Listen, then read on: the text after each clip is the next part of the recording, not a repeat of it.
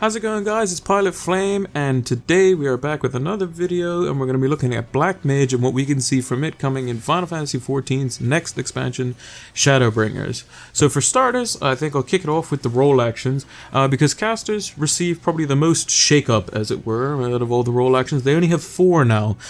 They maintain Swift Cast, Sure Cast, as we know from before, has been nerfed to the 2-minute CD, Lucid Dreaming, which they also had before, and then Addle.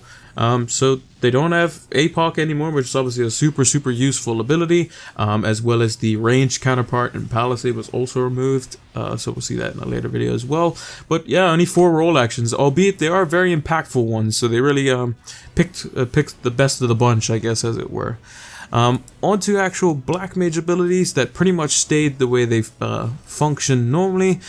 So we had Fire, Fire 3, Fire 4, Blizzard, Blizzard 3, Blizzard 4, all of the Thunder spells, Scathe, Fire 2, Flare, Foul, Between the Lines, Triple Cast, Aetherial Manip, Enochian, Mana Ward, Sharp Cast, Ley Lines, Transpose, Sleep. They all pretty much stayed more or less the same functionality-wise. But there are a few things in the Black Mage kit that changed a lot, and it changes how the job plays. It also changes the way it flows. It also changes the way it can set up for burst windows and setting up for their main damage abilities going into Trick Attack. So what abilities did they get? Did they get any new abilities? Well, they did. They got 2 useful abilities. One is called Despair, which is basically just a single target flare. Consumes all of your MP, and it does 380 potency, is affected by your astral fire damage increase. So basically you're just going to use this at the end of your rotation, more or less, pretty much anytime you have it available or able to get to the end of the rotation, assuming the boss isn't jumping or anything like that. You want to be using this ability. It's your highest single target ability apart from Foul or Xenoglossy, which we'll get onto in a second here. But why would you want to do that, Pilot? Why would you want to use Despair and drop your MP to 0? We'll get to that in a bit. In terms of out of combat, we have a GCD called Umbral Soul, which you receive at level 76, which grants you an Umbral Heart and an Umbral Ice stack. So this is super useful to prep yourself, having 3 Umbral Hearts and being in Umbral Ice 3 when the boss comes back, and you can keep it up during downtime, because it's just a spammable GCD that you can just use. Doesn't have a target, doesn't do any damage, does nothing like that, but it allows you to basically prep yourself for when the boss comes back down. In terms of a minor change, you have Mana Font, which is on a pretty high cooldown still. This was the old Convert, 180-second cooldown.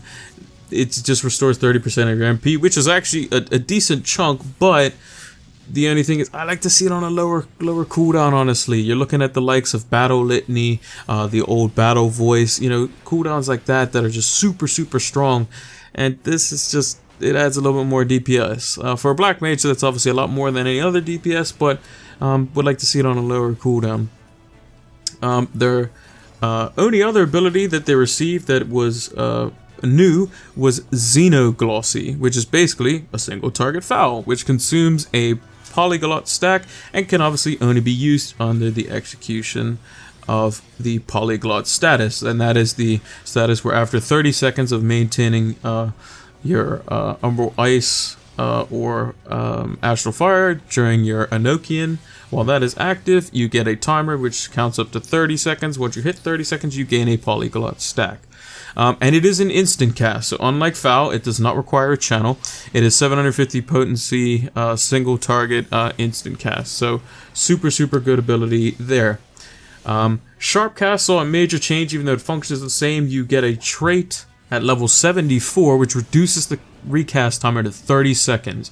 So this opens up for a lot of different things, with the ability to use Thunder during your fire window. You can, which is nice because you can use it in your burst window phases, where you're at the end, to where you're using Despairs, you're reapplying your Thunder, you're using your Xenoglossy, you're using your Foul, whatever it may be.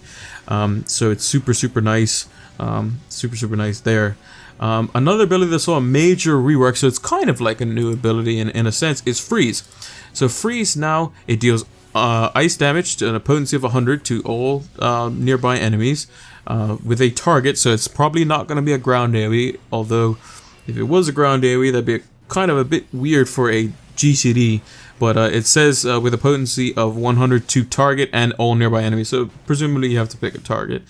Grants Umbral Ice or removes Astral Fire, so it grants you full Umbral Ice, and it also, you get a trait at level 68, which grants you an Umbral Heart. So this is super cool for your Flare rotation.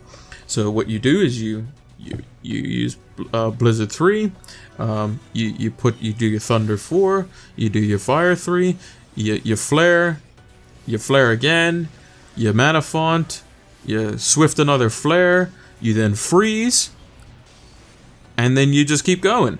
Now Freeze would initially cost 1000 MP on its base. However, there's a trait that you receive at level 72 when you get Despair, and in my opinion this is the best trait in the entire expansion from what we've seen from the tooltips for just capabilities that this allows for. It's called Aspect Mastery. You get level 72 by accumulating full stacks of either Astral Fire, Umbral Ice, then casting a spell of the opposite element will result in it costing no MP. Which means that when you use Despair, when you use Flare, your Umbral Ice abilities will cost 0 MP. So no more having to wait for mana ticks, no more of that nonsense. It's going to be super smooth from here on out, assuming you don't botch up your rotation in some way, shape, or form, or drop your Astral Fire, Umbral Ice, which you're trying not to do anyway, which it has an increased recast timer, 15 seconds the timer ticks down for. So what you're going to try to do now is you're trying to use, typically you can get 6 Fire 4s in your rotation with 1 Fire. So what you're going to try to do now is get your 4 out as quickly as you can, then use the Fire, so that you can basically use the end of the Fire rotation to use Despair, because it will refresh your Astral Fire stacks, and to use other things like your Xenoglossies and all that sort of other stuff as well. That trait is absolutely insane for Black Mage. It allows for their burst windows to be more defined. It allows to reduce the more reactive playstyle that we saw with Black Mage in the previous expansions, where you kind of had to set yourself up in a way to where it's the most probable will be that you're using your last Fire 4 or Flare or whatever it is, whatever type of rotation you're doing, whether it be single target or AoE, when the boss is just about to leave. Whereas now you can have this, and you can kind of map things out on a normal basis. There's going to be no, oh well, if I get this proc, or oh, if I get this mana tick. Now it's just all going to be more or less set in stone. You're still going to have to wait on, you know, a couple, maybe a mana tick towards going into your Blizzard phase for other things, but those are the finite, more, you know, nuanced type details. And that typically is only going to be the mentality for a speed runner of some kind. Enochian gets improved Enochian, which goes from 10% magic damage increase to 15% at level 78, and you get a second Polyglot stack with your level 80 trait. So if you wanted to, you could do Foul, then Xenoglossie immediately after that, if you wanted to do that after the cast. Or you can just use Xenoglossie off GCD Xenoglossie if you want to do that. It's up to you. It's more flexible now. So now with that second stack of Polyglot, you have 30 seconds to get your first one, 30 seconds to get your second one, and then you have 30 seconds to basically use one of those two before it overwrites effectively the two that you have. So every 60 seconds, apart from the first trick window, you can set up double Xenoglossie and Despairs.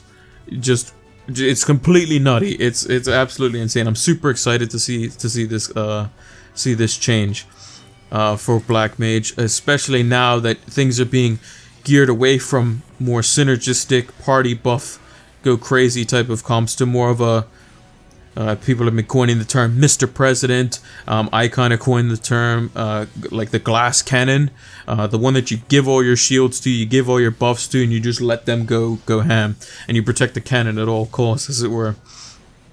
In terms of other things going on in Black Mage, that's pretty much it. Transpose saw a recast reduction to 5 seconds. Mind you, you're not going to be using it, if at all, except for lower level content. Mana Ward is still still in existence, so a super good defensive cooldown there. Triple cast is still there. Between the lines is still there. Aetherium Manip. So all the things you were able to do before are pretty much the same. You just got your single target flare. You got your single target polyglot stack. You have the ability to set up yourself after the boss has left and is coming back. And you have the ability to not have to rely on mana ticks and smooth out your rotation that much more. So that's going to do it for Black Mage in this video. Next we'll be moving on to Red Mage. So if you liked the video, make sure to comment, share, subscribe, and all that good stuff. And until the next video, take care, guys.